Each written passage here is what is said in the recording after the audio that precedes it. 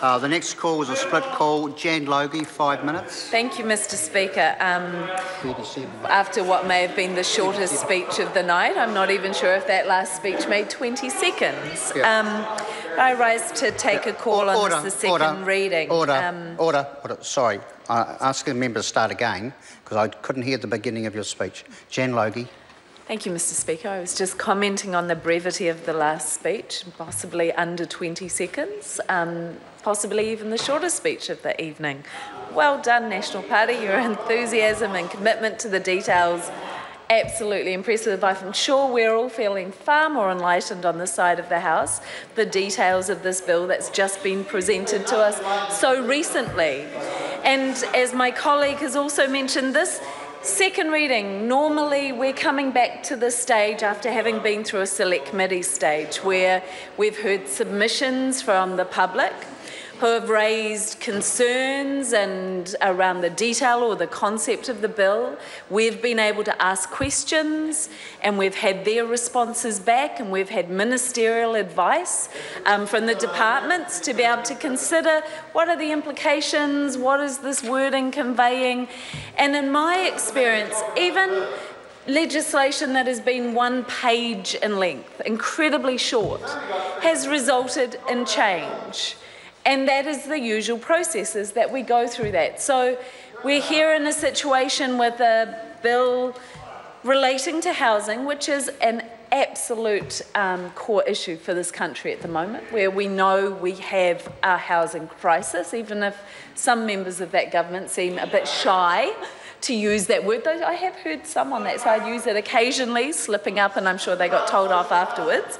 But here we are on a major issue to this country, having legislation pass through urgency, and it is legislation that, as we've heard several members on this side say, that the detail of is a little opaque. It's actually about, and we're looking at the documents that have been given to us, I'm looking at the departmental disclosure statement. And what this bill is doing, from what I can make out, it's not going to affect a tenant's experience directly. So the actual bill itself, though, the context it's sitting in is in relation to the passing over of state assets to other private property developers or community organisations. But the actual bill itself will enable the minister to have flexibility to tailor its contracts. And we've been hearing a lot about flexibility. But that's what they're saying specifically, is so that tenants' needs resulting in higher or lower tenancy management costs, they can vary the terms of the contract. Payment for vacant properties to guarantee a provider's income stream, and offers for long-term fixed price tenancies at prices that diverge from the market rent, but benefit the Crown, the provider and the tenant. We get mention of the tenant in there a couple of times, not that often, despite the fact that we've been told this is all about the tenants. It's not about anybody else. It's not about the government. It's not about the providers. It's about the tenants. Actually, there's not much mention of the tenants from what I can see in this, and there's been no consultation with any state housing tenants in the documents here. And from what I'm hearing from State House tenants in the community is that this is very unsettling, and communities are being destroyed at the moment, and that is what people is telling us. Communities that have existed in Maraenui, in Porirua, in Glen Innes and around the country that are long-standing communities are being destroyed. And yet we hear from the national government, apparently, they are the government for big community. Well, it's communities of constant transition and movement. That's actually not community, Mr. Ducey, might I say. And we're being told that this is about lower payments for providers in places where there's little ongoing demand.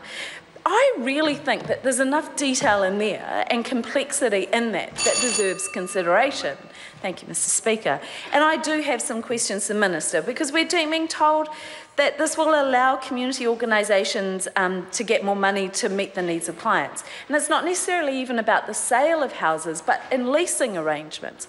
I'm struggling to see, like, I know Refuge, they get houses through Housing New Zealand at the moment, and the needs of women and children going into Refuge are dealt through separate contracts.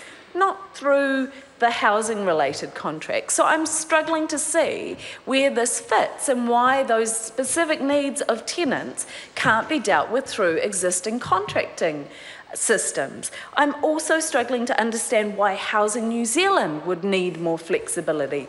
There are questions to be answered, Mr. Speaker, and I really hope at least in some stage in this we get some answers.